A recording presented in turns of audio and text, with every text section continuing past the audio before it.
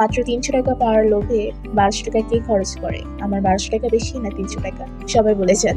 So আজকে আমরাই চলে গিয়েছিলাম আমাদের মিরপুর গার্লস আইডিয়াল কলেজে। গতকাল রাতে আমরা গ্রুপে দেখতে পাই যে স্যার ম্যামরা বলে দিয়েছে ইন্টারে যাদের বাকি এক্সামগুলো হয়নি তাদের যে প্র্যাকটিক্যাল ছিল এটার বাকি টাকাগুলো আমাদেরকে ওরা দিচ্ছে।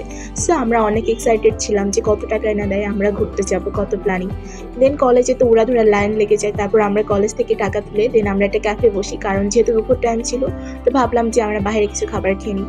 তো এটাই একটা মেন কাহিনী হচ্ছে, এখানে আমরা টাকা গিয়েছিলাম যে টাকা অনেক বেশি দেবে, বাট টাকা দেয় মাত্র ৩০০, ৩৫০, হাইস্ট হচ্ছে সায়েন্সের ৬০০।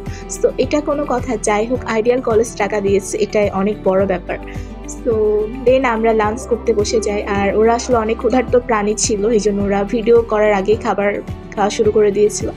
দেন আমরা খাবার খাওয়ার পরে ভাবলাম যে একটা চা খাই, আর এখানকার চাটা খুবই মজা, মাঝে মধ্যেই খাওয়া হয়।